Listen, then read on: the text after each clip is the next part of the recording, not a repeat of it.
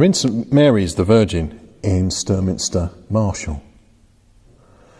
And I thought I'd share a message with you today. It's not necessarily a spiritual message at all, but it's a spiritual location. So I want to talk about these two things. If I can get them correctly for you. Oomph. Where's my camera? Not really focusing, is it? Oomph. And got to think in the opposite way round here. Spark. Oomph and spark.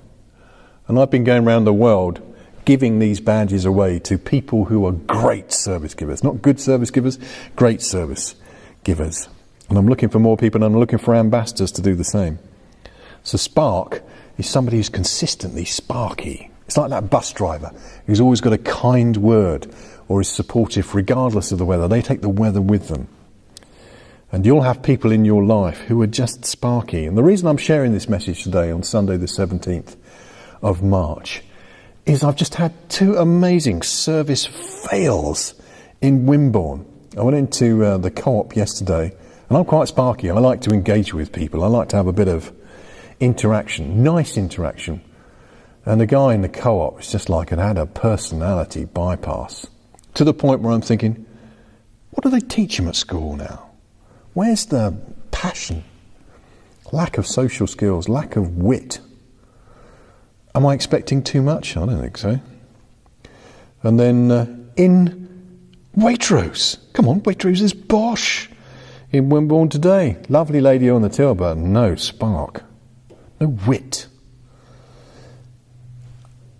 My business, when I first began in business in 1985, that's a little while ago, there was a crying need for what I call customer delight training. Not customer service. Customer service is kind of the stuff that you do to the customer and follows the manual that you've been given by the HR or training department that says if you do these things, then they've had good customer service. That's rubbish. Customer service needs to be defined by the customer themselves. The beauty is in the eye of the beholder. The service is in the eye of the beholder. And that's why I call it customer delight. It takes quite a lot to get customer delight. Or does it? Because I think service is such a low in the UK at the moment. There's a real opportunity for customer delight training, or what I'm going to call, if I can get a grip of these badges, Oomph and spark.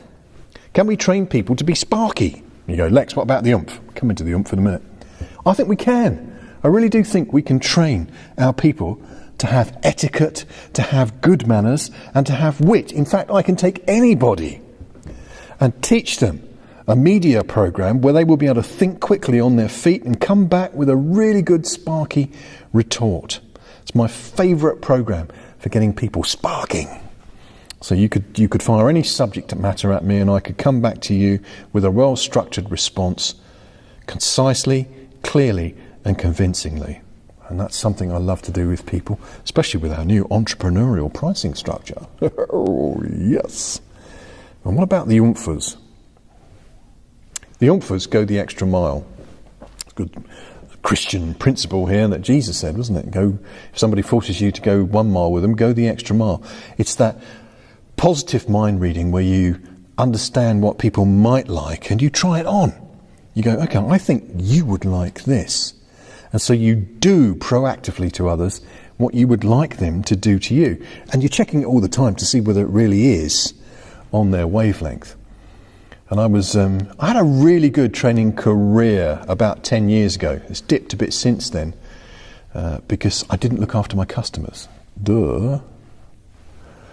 And that's my fault. So I've taken ownership of that and we're starting again, starting afresh, and we're starting with a great level of gratitude. But at that time, it was 8 years ago, I was flown around the world training people from Deutsche Bank.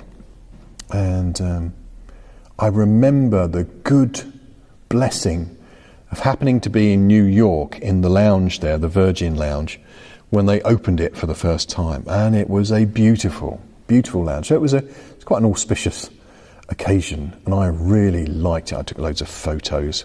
So I probably made a bit of an impression, come to think of it. And then I didn't go back there for another 6 months. And entering the lounge 6 months later, there's a voice behind me that said, "Ah, Sauvignon Blanc." And Leslie, this lovely lady, not only had remembered me, she had remembered my preferred drink. That, my friends, is Oomph. Going the extra mile. How many hundreds, potentially thousands of people had Leslie seen? Now, obviously I was there at the opening day, so that's quite significant. But for her to be able to remember I had a passion for Sauvignon Blanc, I think that's pretty amazing. That's Oomph. So you will meet people who, without being asked, do amazing things for you. I particularly like people that send flowers or send cards that they've said, "I've seen this card and I thought of you." It's that bit there, isn't it? That's the magic. I saw this and I thought of you. They do something without being asked. They are proactive. I was delighted talking to my friend Mark Cooper the other day. Well, he said it round the table in our networking event. I'd said something to him that, well, in an article that he'd picked up, that he had really taken to heart. And that was so encouraging to me, because I think that's the spirit of wisdom. I don't think it's me. And I had said in an article, so the only pro you need in your life is proactive. We really need people who are proactive. That's the Oomphers. So here endeth almost the lesson. But I need to change the way I deal with my customers as well. So I talked about Leslie, recognising the fact that I loved Sauvignon Blanc, and I still do, New Zealand. And these vlogs, and my blogs, and my podcasts, and the online training are how I make my living. So if you find this valuable, and you think, "Oh, I really got something from that," I'm going to ask you to start giving something in return so that we might respect one another. And what the graphic libraries I deal with, and the video libraries and things like that. So if you like one of these things, buy the artist a cup of coffee. Well, I don't want a cup of coffee, thank you very much. We do unto others as they would have them be done to. I like wine. So if you've got some value from this, I'm going to ask you to give me the equivalent price of a glass of wine. If you really liked it and you're feeling amazing, perhaps you'd send me the equivalent price for a bottle of wine, because I have an ambition that I'm going to share publicly with you. I would like to own a vineyard. I think that's rather biblical, true. God said to Adam and to Eve that they were to tend and protect the Garden of Eden.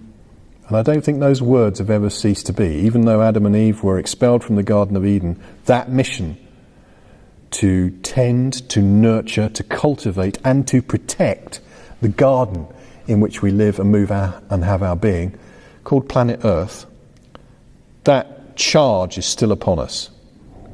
And so I would love to have a vineyard as my testament to looking after little corner of the planet. And I need your help. So if you like what I do, pay up. I'm going to send you a link to send a donation, and let's turn this around. Because, folks, the really interesting thing is, and this comes from a bunch of nuns, the Flying Nuns they were called and are called. I think they started in 1653, might be inaccurate there. It was definitely in the 1600s. And they knew their mission from the beginning, and they carried that mission on for century after century. Really caring for the sick was the big thing, healthcare. And then a sister joined them, Irene, I think her name was. And she was well versed in financial management. And from her comes the very powerful phrase, no margin, no mission. And she felt that having a great mission in life, I've got a huge mission in life to make a positive difference on the planet, and I need your help to do that. But where there's no margin, there's no mission. And I have spent myself trying to do my mission without any margin, and it nearly killed me. So now I want you to become a partner with me in making a difference in people's lives. How cool is that? I respect you, you respect me, the margin increases, the mission increases. And the Flying Nuns are still the most successful healthcare organisation of their type around the world. No margin, no mission. Maybe that's a word for you too. Thank you for listening. I've gone on a bit longer than normal. 10 minutes, yikes. However, I care about customer delight in the UK and around the world, and I care about my mission to see lives transformed by the renewing of the mind. When you change your mind, you change your future. You change your experience of life. So on this Sunday, it's not just Falcon, that's actually a Jewish blessing. It means El Shaddai, the all-sufficient one of the wonderful names for God. May you abide under the shadow, under the blessing of El Shaddai, the all-sufficient one. May he prosper you and cause you to be in health, even as your soul prospers. Amen.